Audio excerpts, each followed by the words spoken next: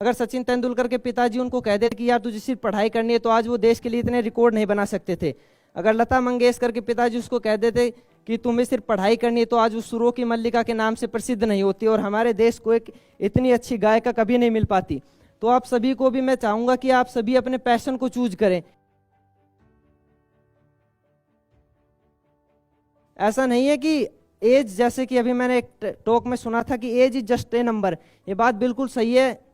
KFC का खाना आप सभी ने खाया होगा। केएफसी के फाउंडर कोलोनल सैंडर्स 65 साल की उम्र में अपना स्टार्टअप शुरू कर दिया था और आज करोड़ों की आमदनी है उनकी।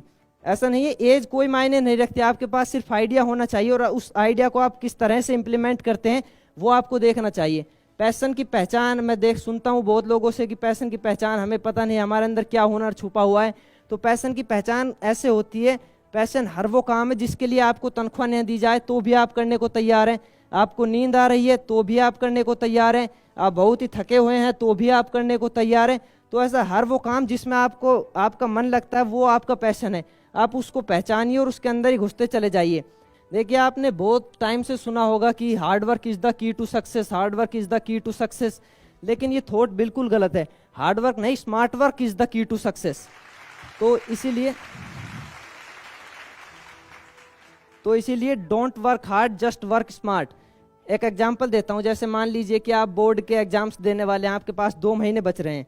तो हार्ड वर्क की अगर हम बात करते हैं तो एक स्टूडेंट ऐसा है जो बैठ के पूरी किताब को पढ़ रहा है, इंडेक्स और प्रीफेस जो है उसको भी पढ़ रहा है, उसके सारे क्वेश्चन आंसर कर रहा है, उनके चैप्टर्स को भी पढ़ रहा है। तो ये हार्ड वर्क है, 7-8 घंटे वो डेली निकाल रहा है। और दूसरी साइड में हम अगर बात करते हैं स्मार्ट वर्क की, तो स्मार्ट वर्क के अंदर एक दूसरा कैंडिडेट, जैसे कि दूसरा जो स्टूडेंट एग्जाम देगा, उसने बोर्ड के ब्लूप्रिंट को समझ लिया कि इस चैप्टर से कितने नंबर का क्वेश्चन आएगा। तो डेली 2 घंटे पढ़ के भी उस हार्डवर्क वाले से ज्यादा नंबर निकाल सकता है, क्योंकि उसको पता है कि बोर्ड का पैटर्न क्या है।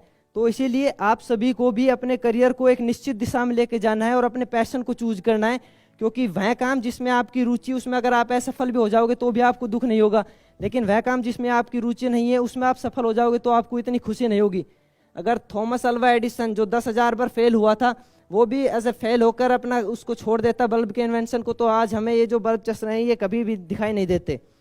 तो जैसे थॉमस अल्वा एडिसन ने कहा था कि मैं 10,000 बार फेल नहीं हुआ, बल्कि 10,000 बार मुझे ऐसे तरीके मिले हैं जिनसे कि बल्ब कभी नहीं जल सकता। तो आप सभी को मैं बस यही कहना चाहूँगा कि अपने पैशन को चूज करो, क्योंकि रुकावटें तो जिंदा इंसानों के रास्ते में ही आती है, मुर्दों को तो इंसान खुद रास्ता दिखा देते हैं।